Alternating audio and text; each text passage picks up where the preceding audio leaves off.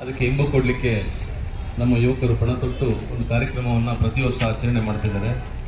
ಈ ವರ್ಷವೂ ಕೂಡ ವೈದ್ಯಕೀಯ ತಪಾಸಣಾ ಶಿಬಿರ ಸೇರಿದಾಗೆ ಅನೇಕ ಸಮಾಜಮುಖಿ ಕಾರ್ಯಕ್ರಮಗಳಲ್ಲಿ ತೊಡಗಿಸಿಕೊಂಡು ಇವತ್ತು 50ನೇ ವರ್ಷದ ಅಪ್ಪು ಜನ್ಮ ದಿನಾಚರಣೆಯನ್ನು ಸಂಭ್ರಮಿಸ್ತಿದ್ದಾರೆ.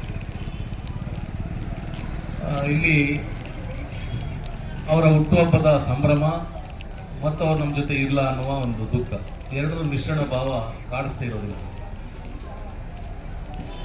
ಅದೊಂದು ದಿನ ಹೀಗೆ ಜನ ಎಂದಿನಂತೆ ಕರ್ನಾಟಕ ಬೆಳಗ್ಗೆ ಎದ್ದು ಮಧ್ಯಾಹ್ನಕ್ಕೆ ಇನ್ನೂ ಸಜ್ಜುಗೊಳ್ತಾ ಇದ್ದು, ಪೂರ್ಣ ಪ್ರಮಾಣದ ಚಟುವಟಿಕೆಗೆ ಸಜ್ಜುಗೊಳ್ತಾ ಇದ್ದಂತಾಗ ಇಡೀ ಕರ್ನಾಟಕವನ್ನೇ ಸ್ತಬ್ಧಗೊಳಿಸುವಂತೆ ಅವರು ಆಸ್ಪತ್ರೆಯನ್ನು ಸೇರಿದ್ದಾರೆ. ಹೃದಯಾಘಾತಕ್ಕೊಳಗಾಗಿದ್ದ ಸುದ್ದಿಯನ್ನು ಯಾರಿಗೂ ಜೀರ್ಣಿಸ್ಕೊಳ್ಳಿಕ್ಕೆ ಸಾಧ್ಯವೇ ಇಲ್ಲ. ಬಹಳ ಗಟ್ಟಿಯಾದ ಖಾತ್ರಿಯಾದ ನಂಬಿಕೆ ಏನಿತ್ತು ಅಂತ ಹೇಳಿದ್ರೆ, ಅಪ್ಪು ಹೃದಯಾಘಾತದಿಂದ ಸಾಯ್ತಾರೆ ಅಂತೇಳಿ ಯಾರೂ ಕೂಡ ಆಲೋಚನೆ ಮಾಡಲಿಲ್ಲ. ಅಷ್ಟು ದೃಢಕಾಯರು, ಅಷ್ಟು ಸಂಯಮ, ಶಿಸ್ತು.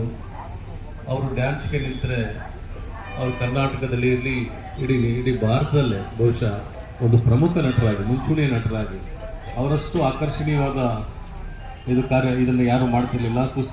ಕುಸ್ತಿಗೆ ಸ್ವತಃ ಅವರೇನೆ ಹೊಡೆದಾಟಗಳ ದೃಶ್ಯಗಳಿರ್ಬೋದು, ಬೇರೆ ಕುಸ್ತಿಯ ದೃಶ್ಯಗಳಿರ್ಬೋದು, ಸ್ವತಃ ಅವರೇ ನಟಿಸ್ತಾ ಇದ್ರು. ಗ್ರೂಪ್ ನಟಗಳಿಲ್ಲದೆ ಅವರು ಈ ರೀತಿ ಇದ್ದಂಥ ಅತ್ಯಂತ ದೇಹದಾಢ್ಯವನ್ನು ಆರೋಗ್ಯ